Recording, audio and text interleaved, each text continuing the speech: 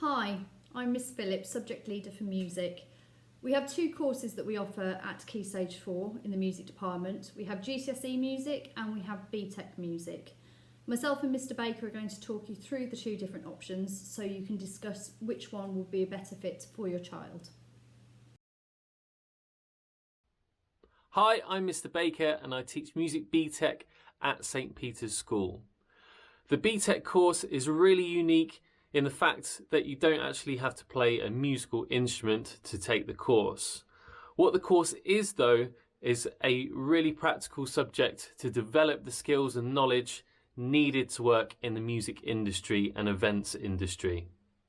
The course is predominantly coursework based, documenting practical work completed over the 2-year course. 4 units are completed, 1 being a short exam and 3 project-based units. There are options to take a performance-based route if you are a performer or you play a musical instrument, but if you aren't, then you would take the technician route, which would be looking at creating music using music software and setting up and packing down equipment safely and securely. The units are often collaborative, so it is an advantage if you like working with others. But students that do well on this course are ones that take initiative and are able to see a project through, both with their individual skills and their group skills. We follow the Educast music spec. I like it because it has a really nice, broad topic base, which covers everything from 1600s through to present day. It looks at lots of different musical styles, genres and traditions, which we'll talk about in a moment. There are 3 basic parts to the exam. We have performing, which forms 30% of the course. You have to perform for between 4 and 6 minutes, and it's a mix of ensemble, so group performance and solo performance.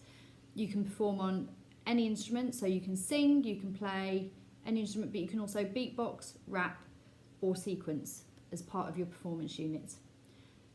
The next 30% is made up of composition, which forms 2 pieces of coursework. The first one is a free composition. You can do it in any style that you wish.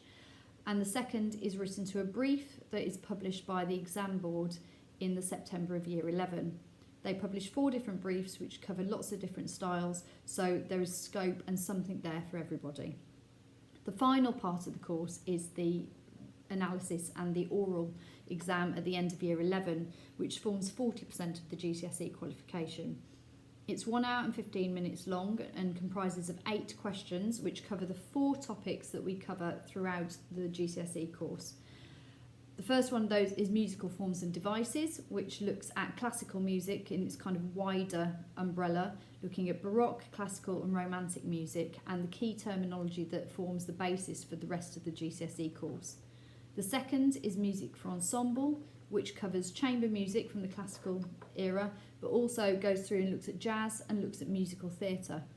The third is music for film, where we look at the wider terminology that we've used and how we can describe music and look at how it has impact for film, for TV, for cartoon, and the impact that music has on those visual images.